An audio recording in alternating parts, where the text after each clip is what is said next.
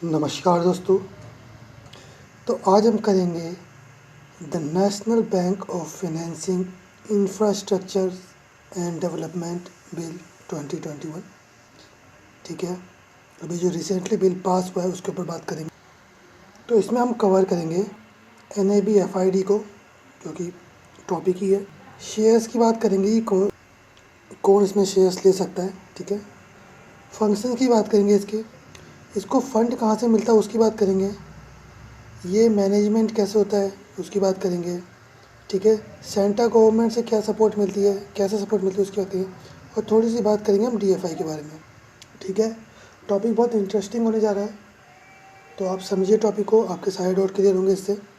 चलिए, और एंड में अगर आपको हमारे टेलीग्राम चैनल से जुड़ना चाहते हैं जुड़िए। हम इसके रिगार्डिंग MCQ भी अपलोड करेंगे, ताकि आपकी जो प्रिपरेशन में आपकी प्रिपरेशन और अच्छी हो जाए, टॉपिक आपको और अच्छे से समझ आए। और इसकी PDF अगर आप लेना चाहते हो तो टेलीग्राम ग्रुप से ले। तो ये जो बिल है NABFID, ये 22 मार्च 2021 को इंट्रोड्यूस हुआ था लोकसभा में। ठीक है, 23 मार्च 2021 को पास हुआ था लोकसभा से, 25 मार्च 2021 को पास होता है राज्यसभा से। यहाँ तक बात क्लियर। ये बिल क्या कहता है? The bill seeks to stabilise the national bank for finance infrastructure and development as the principal development financial institution for infrastructure financing. ठीक है, तो बिल ये कहता है कि जो भी इंफ्रास्ट्रक्चर में जो फाइनेंसिंग लगती है, जो भी पैसा लगता है, उसके लिए DFI के रूप में हम एक NBFID की स्थापना करना चाहते हैं। ठीक है, NBFID की स्थापना करना है। ठीक है, DFI क्या हो गया? Development of financial institution. ठीक है, जो इंफ्रास्ट्रक्चर को फंड करता है। ठीक है, चलिए आगे कहता है DFI are set up for providing long term finance for such segment of the economy where risk involve are beyond the acceptable limit of commercial bank and other ordinary financial institution. तो DFI किस लिए set किया जाता है? DFI इसलिए set किया जाता है ताकि वो लॉन्ग टर्म फाइनेंस प्रोवाइड कर सके उस सेगमेंट में, उस इंफ्रास्ट्रक्चर में जिसमें रिस्क ज़्यादा इन्वॉल्व हो। ठीक है, और वो रिस्क जो कमर्शियल बैंक की लिमिट से ही बाहर हो या अदर फाइनेंशियल इंस्टीट्यूशन की लिमिट से ही बाहर हो। तो उस इंफ्रास्ट्रक्चर को DFI long term finance provide करता है। ठीक है, DFI बैंक की तरह नहीं होता है, क्योंकि ये डिपॉजिट एक्सेप्ट नहीं करता लोगों से इसका कुछ नहीं है, लोगों से डिपॉजिट नहीं लेता है। ठीक है, ये बहुत इम्पोर्टेंट पॉइंट हो जाता है। अच्छा, this source fund from market government as well as multilateral institution. ठीक है, और often supported through government guarantees. तो इनके फंड कहाँ से आते हैं? DFI के जो फंड का सोर्स है वो मार्केट से लेते हैं, गवर्नमेंट से लेते हैं और मल्टीलैटरल इंस्टीट्यूशन से लेते हैं। ठीक है, और गवर्नमेंट के जो गारंटीज होती है उससे भी इनको सपोर्ट मिलता है। आगे बात करते हैं NBFID के बारे में। तो NBFID क्या है? NBFID will be set up as a corporate body with authorise share capital of 1 lakh crore rupees. ठीक है, जो NBFID है वो एक कॉर्पोरेट बॉडी की तरह सेटअप की जाएगी, जिसका जो शेयर कैपिटल होगा 1 लाख करोड़ रुपीज़ का होगा। ठीक है, शेयर्स ऑफ NBFID में भी हेल्ड बाय। अच्छा, शेयर्स कौन कौन होल्ड करेगा इसके? Central government, multilateral institution, sovereign wealth fund, pension fund, insurer, financial institutions, bank, any other institution prescribe by the central government. जो भी इंस्टीट्यूशन अगर सेंट्रल गवर्नमेंट प्रिस्क्राइब करती है तो वो भी आएगा। ठीक है, अच्छा, इसमें बाकी के डेफिनेशन तो आपको पता ही होगा। ये सॉवरेन वेल्थ फंड क्या होता है ये देख लेते हैं। तो जो सॉवरेन वेल्थ फंड है, तो सॉवरेन वेल्थ फंड क्या है? सॉवरेन वेल्थ फंड है, ये एक स्टेट ऑन फंड है। ठीक है, स्टेट ऑन फंड है जो कि इन्वेस्ट करती है। ठीक है, जैसे कि प्राइवेट इक्विटी फंड में इन्वेस्ट करती है। ठीक है, और जो आपका SWF है, सॉवरेन वेल्थ फंड है, उसको फंड किया जाता है फॉरेन एक्सचेंज के ज़रिए, ठीक है, फॉरेन एक्सचेंज रिजर्व के ज़रिए, ठीक है, जो कि होल्ड किया जाता है सेंट्रल गवर्नमेंट, सेंट्रल बैंक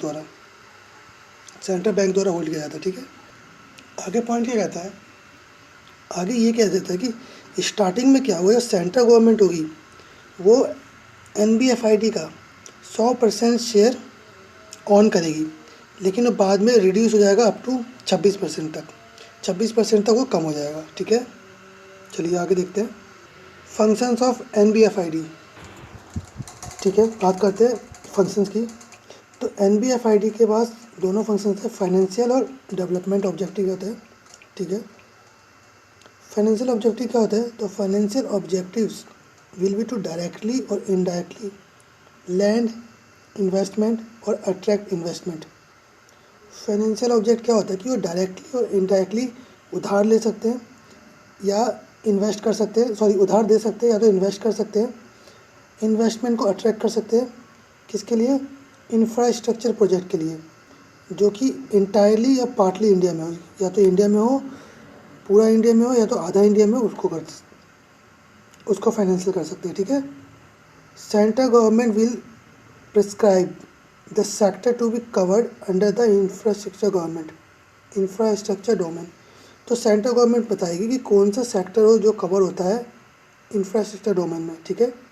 अच्छा, डेवलपमेंट ऑब्जेक्टिव क्या है, include facilitating the development of the market for bonds, loans and derivatives for infrastructure financing. इस पॉइंट के कहने का मतलब ये है, इसमें क्या कह रहा है, इसमें कह रहा है कि ये इंक्लूड करता है डेवलपमेंट ऑब्जेक्टिव की मार्केट को फैसिलिटेट करे, सुविधाजनक बनाए, किसके लिए, बॉन्ड्स के लिए, लोन के लिए, डेरिवेट्स के लिए, ताकि जो इंफ्रास्ट्रक्चर को फाइनेंस कर सके, ठीक है, ये ऑब्जेक्टिव है। चलिए आगे देखते हैं फंक्शन क्या है NBFID के, तो क्या है, extending loan and advance for infrastructure project, loan को एक्सटेंड करना, ठीक है, और एडवांस देना इंफ्रास्ट्रक्चर प्रोजेक्ट को, ठीक है। सेकंड, टेकिंग ओवर और रीफाइनेंसिंग सच एग्जिस्टिंग लोन, जो लोन है उसको टेक ओवर कर लेना या रीफाइनेंस करना, एग्जिस्टिंग लोन को आगे भी फाइनेंस करना, ठीक है, ताकि आप देखते हैं ना बड़े बड़े प्रोजेक्ट के लिए काम अटक जाते हैं फाइनेंस के चक्कर में, तो इसलिए ये पॉलिसी लाई गई है। थर्ड, इस इन्वेस्टमेंट को अट्रैक्ट करना प्राइवेट सेक्टर से, ठीक है, प्राइवेट सेक्टर में जो इन्वेस्टर है उनको आकर्षित करना, ठीक है। Organising and facilitating foreign participation को इन्वॉल्व करना इसमें। Facilitating negotiation with various government के जो डिपार्टमेंट है उनसे नेगोशिएट भी यही करेगी, ठीक है, NBFI करेगी, डिस्प्यूट का रेजुलेशन हो सके। होता है ना कि कोई फाइल अटक गई है ना, अब वो फाइल गवर्नमेंट के टेबल से पास नहीं हो रही है, किसी और डिपार्टमेंट में कोई और एक्सक्यूज़, ठीक है, तो ये सारे जो होंगे NBFID हैंडल करेगा। Providing consultancy service in infrastructure financing, consultancy service भी प्रोवाइड करेगा, ठीक है। चलिए, अच्छा, सोर्स ऑफ फंड कैसे मिलेगा, NBFID को सोर्स ऑफ फंड कैसे मिलेगा, तो देखिए NBFID में raise money in the form of loan के रूप में पैसा ले सकती है, वरना बोथ इन इंडियन रुपीज़ और फॉरेन करेंसी के रूप में ले सकती है, सिक्योर मनी कर सकती है। सिक्योर मनी कैसे, जो उनके जो वेरियस फाइनेंशियल इंस्ट्रूमेंट होंगे उनको सेल करके, ठीक है, वेरियस फाइनेंशियल इंस्ट्रूमेंट को सेल करके सिक्योर मनी जनरेट कर सकती है, जो कि बॉन्ड्स हो गए, डिवेंचर्स हो गए, ठीक है। NBFID में बोरो मनी फ्रॉम, कहाँ से बोरो कर सकती है NBFID, सेंट्रल गवर्नमेंट से, ठीक है, RBI से, ठीक है, इंस्टीट्यूशनल कमर्शियल बैंक से, ठीक है, म्यूचुअल फंड से, ठीक है, मल्टीलैटरल इंस्टीट्यूशन से जैसे कि वर्ल्ड बैंक और एशियन डेवलपमेंट बैंक, ठीक। और जो इंस्टीट्यूशनल कमर्शियल बैंक है ये पब्लिक सेक्टर बैंक को ही कहा जाता है, ठीक। स्टार्टिंग से देखते हैं, ठीक है, मैनेजमेंट देखते हैं। NBFID will be govern by a board of directors, द्वारा गवर्न किया जाएगा। इनके मेंबर कौन होंगे, तो देखिए एक चेयरपर्सन हो जाएगा जो कि अपॉइंट किया जाएगा सेंट्रल गवर्नमेंट द्वारा RBI के कंसल्टेशन से, एक मैनेजिंग डायरेक्टर हो जाएगा, ठीक है, 3 डिप्टी मैनेजिंग डायरेक्टर होंगे, ठीक है। 2 director nominated by central government, 2 director nominate किया जाएंगे सेंट्रल गवर्नमेंट द्वारा, ठीक है, ठीक है। Up to 3 director elected by the shareholder, 3 director को इलेक्ट किया जाएगा शेयर होल्डर के द्वारा। अ फ्यू इंडिपेंडेंट डायरेक्टर्स, और कुछ इंडिपेंडेंट डायरेक्टर्स होंगे, तो इसके तो नंबर दे नहीं रखे, तो ठीक है। टोटल 10 प्लस मेंबर होंगे, ठीक है, 10 से ज़्यादा मेंबर होंगे, ठीक है। अच्छा, इसमें क्या कह रहा है, एक बॉडी कंस्टिट्यूट करेगी सेंट्रल गवर्नमेंट, ठीक है। ये बॉडी कंस्टिट्यूट करेगी जो कि रिकमेंड करेगी NBFID को कि एक पोस्ट दो मैनेजिंग डायरेक्टर को, जिस कैंडिडेट को रिकमेंड करेगी, और एक दो डिप्टी मैनेजिंग डायरेक्टर को पोस्ट, ठीक है। तो एक बॉडी जो सेंट्रल गवर्नमेंट तय करेगी वो बताएगी, ठीक है। The board will appoint independent directors based on the recommendation of an internal committee. अब बोर्ड क्या करेगा, ये बोर्ड क्या करेगा, इंडिपेंडेंट डायरेक्टर अपॉइंट करेगा, ठीक है। और वो डायरेक्टर कैसे अपॉइंट होगा, तो उसको उसका रिकमेंड दिया जाएगा इंटरनल कमेटी से। एक इंटरनल कमेटी बनाई जाएगी, वो रिकमेंड करेगी कि एक इंडिपेंडेंट डायरेक्टर होना चाहिए, ठीक है। फिर उसे बोर्ड नॉमिनेट करेगा। चलिए आगे देखते हैं। अच्छा, सपोर्ट क्या मिलेगा इसको NBFID को सेंट्रल गवर्नमेंट से, तो देखिए, central government will provide grant 5,000 crore to NBFID by the end of first financial year, ठीक है। पहले फाइनेंशियल ईयर के ख़त्म होने पर सेंट्रल गवर्नमेंट 5,000 करोड़ देगी NBFID को, ठीक है, ग्रांट देगी। The government will also provide guarantees at a concessional rate up to 0.1%। तो गवर्नमेंट कंसेशनल रेट देगी 0.1% तक का, ताकि वो बोरोइंग कर सके मल्टीलैटरल इंस्टीट्यूशन से, सॉवरेन वेल्थ फंड से और अदर फॉरेन फंड से, ठीक है। अच्छा, कॉस्ट टुवर्ड इंसुलेशन, ठीक है, from fluctuations in foreign exchange in connection with the borrowing in foreign currency may be reimburse by the government in part और फुल, ठीक है। तो ये पॉइंट कहता है, फॉरेन एक्सचेंज में जो भी फ्लक्चुएशन होती है, ठीक है, तो उसमें जो नुकसान होता है अगर, ठीक है, उसको जो क्या करेगा, या तो पूरा करेगा या तो आधा गवर्नमेंट करेगी, ठीक है। Upon request by NBFID the government may guarantee the bonds debenture loan issued by the NBFID, ठीक है। NBFID के रिक्वेस्ट पे गवर्नमेंट क्या करेगी, गारंटी देगी बॉन्ड्स डिवेंचर लोन जो भी NBFID इशू करेगा।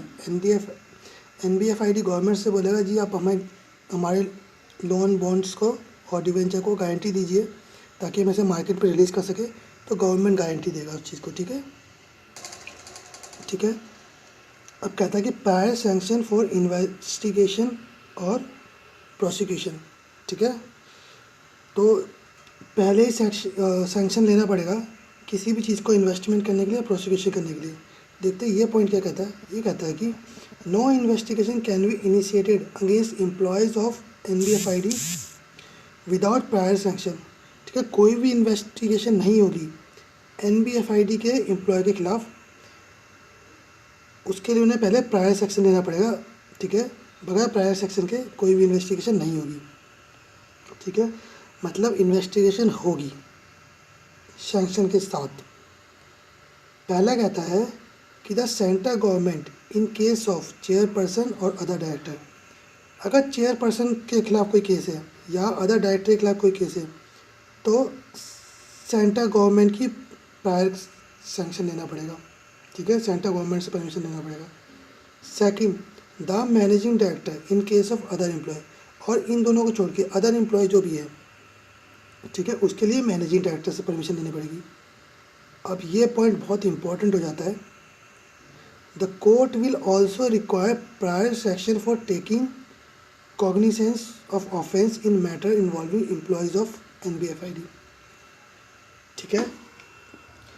तो कोर्ट के लिए भी ये इशू हो जाता है कि उन्हें भी प्रायर सैंक्शन लेना पड़ेगा, ठीक है, ठीक है, इस पॉइंट पे क्या कह रहा है कि कोर्ट को भी ज़रूरत है प्रायर सेक्शन की, ठीक है, for taking cognizance of offence. Cognizance of offence का मतलब क्या होता है कि इसका मतलब ये होता है कि कोर्ट को भी नॉलेज या नोटिस लेना पड़ेगा उस ऑफेंस के बारे में, ठीक है, जिसमें एम्प्लॉय इन्वॉल्व है, ठीक है। चलिए आगे देखते हैं। अदर DFI क्या है? The bill also provides for any person to set up a DFI by applying to RBI। तो बिल क्या प्रोवाइड करता है कि कोई भी पर्सन DFI सेट करने के लिए RBI को अप्लाई कर सकता है, ठीक है। एनी पर्सन कह दिया है, ठीक है। RBI में ग्रांट और licence for DFI in consultation with the central government. RBI कब देगी DFI का लाइसेंस? उसको सेंट्रल गवर्नमेंट से कंसल्टेशन के बाद। RBI will also prescribe regulation for these DFI, ठीक है। RBI क्या करेगा? रेगुलेशन बनाएगा इनके लिए, इन DFI के लिए, ठीक है। तो आशा करता हूँ आपको टॉपिक समझ आया होगा। इसके MCQ सॉल्व कीजिए तो आपका एक जो बेस है और अच्छा हो जाएगा, क्योंकि किसी भी चीज़ का अगर हम MCQ सॉल्व करते हैं तो हमें वो चीज़ अच्छी समझ आ जाती है, ठीक है। चलिए, धन्यवाद।